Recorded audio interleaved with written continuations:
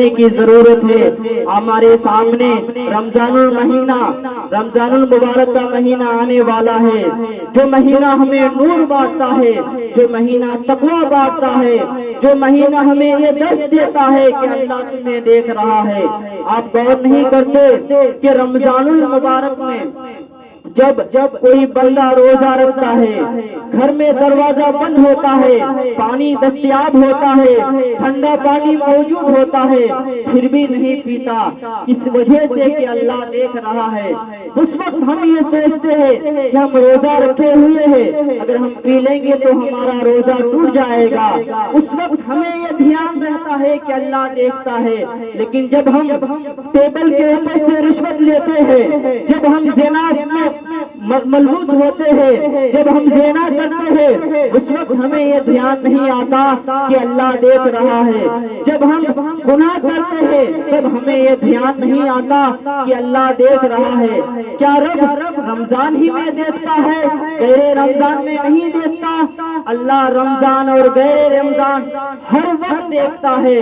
ہمیں بس اپنے آپ میں دھیان کرنے کی ضرورت ہے، اپنے آپ میں غور کرنے کی ضرورت ہے کہ آج ہم کہاں کھڑے ہیں۔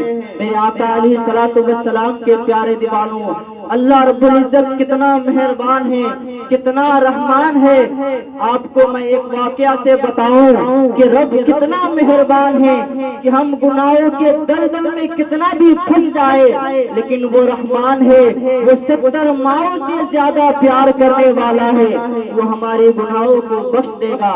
میرے آقا علیہ الصلوۃ والسلام کے پیارے دیوانوں، ایک شخص 99 قتل کر چکے تھے، 99 لوگوں کو ایک شخص نے قتل کر دیا تھا۔ ذرا آپ اندازہ لگائے کہ وہ کتنا بڑا ظالم اور کتنا بڑا گنہگار ہوگا جب اسے خیال ہوتا ہے کہ ہم نے 99 لوگوں کو قتل کر دیا، اتنے لوگوں کو قتل کر دیا، میں نے کتنا بڑا ظلم کیا ہے۔ جب اسے خیال آتا ہے کہ اللہ سے معافی تلافی کی جائے، رب سے معافی مانگا جائے، تو اسے خیال ہوتا ہے کہ دنیا میں کسی بڑے عالم کے پاس پہنچا جائے۔ جب وہ خبر لیتا ہے تو اسے ایک راہب کی خبر دی جاتی ہے، ایک پادری کی طرف اشارہ کیا جاتا ہے۔ جب وہ پادری کے پاس پہنچتا ہے تو پادری سے کہتا ہے کہ میں نے 99 لوگوں کو قتل کر دیا ہے، کیا میری توبہ قبول ہوگی؟ کیا میں نے اتنا بڑا گناہ کیا ہے، میرا گناہ معاف ہو جائے گا؟ تو وہ پادری کہتا ہے کہ 99 لوگوں کو تم نے قتل کر دیا ہے، کیسے تمہاری گناہ قبول ہوگی، کیسے تمہاری توبہ قبول ہوگی، کیسے تمہاری گناہ معاف ہوگا؟ میرے آقا علیہ الصلوۃ والسلام کے پیارے دیوانوں، آپ اس کا اس سے اندازہ لگائیے کہ وہ شخص کتنا بڑا ظالم ہے کہ اس شخص کو بھی قتل کر دیتا ہے اور کوانٹٹی میں 100 پورا کر دیتا ہے، یعنی وہ ابھی 100 شخص کا قاتل ہو جاتا ہے، لیکن اس کے دل میں پھر خیال آتا ہے کہ میں کتنا بڑا ظالم ہوں، کتنا بڑا گنہگار ہوں کہ میں نے 100 لوگوں کو قتل کر دیا ہے۔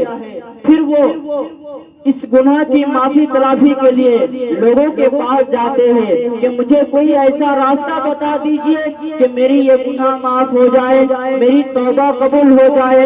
تو اسے ایک شخص کے بارگاہ میں بھیجا جاتا ہے، وہ شخص بتاتا ہے کہ جاؤ فلاں بستی میں نیک لوگ رہتے ہیں، ان لوگوں کے ساتھ ہو جاؤ، عبادت کرو اور اللہ سے معافی تلافی کرو، تمہاری توبہ قبول ہو جائے گی۔ وہ شخص اسی راستے میں جاتے ہیں اور جاتے جاتے آدھے راستے پر پہنچتے ہیں، اس کی روح قبض ہو جاتی ہے، اس کی روح چلی جاتی ہے، اسے موت ہو جاتی ہے۔ میرے آقا علیہ الصلوۃ والسلام کے پیارے دیوانوں، جب اسے موت ہوتا ہے تو وہ شخص اسی راستے پر اسی جگہ پر گر جاتا ہے۔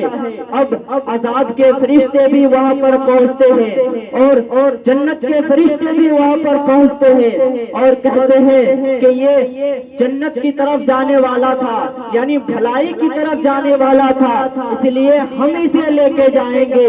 اور عذاب کے فرشتے یہ کہتے ہیں کہ یہ تو بہت بڑا ظالم ہے، یہ تو بہت بڑا گنہگار ہے، اس لیے ہم اسے لے کے جائیں جائیں گے۔ میرے آقا علیہ الصلوۃ والسلام کے پیارے دیوانوں، جب فرشتوں میں آپس میں تکرار ہوا تو اللہ رب العزت نے ایک اور فرشتوں کو حکم کے طور پر، فیصل کے طور پر بھیجا اور فرمایا کہ جاؤ ان دونوں کے درمیان فیصلہ کر دو، اور وہ فرشتے آتے ہیں اور ان دونوں کے درمیان فیصلہ اس طور پر کرتے ہیں کہ وہ اس زمین کو ناپتے ہیں کہ یہ جو زمین ہے جہاں سے یہ چلا ہے اور جس جگہ کی طرف جا رہا ہے دونوں میں کتنا فاصلہ ہے، دونوں میں کتنا ڈسٹینس ہے۔ جب ناپا گیا تو اس شخص کی وہ زمین جو جس کی طرف وہ جا رہا تھا وہ زمین زیادہ نکلی، یعنی نیکی کی طرف وہ آگے بڑھ گیا تھا، اس لیے اس کو جنت کے فرشتے لے گئے۔ میرے آقا علیہ الصلوۃ والسلام کے پیارے دیوانوں،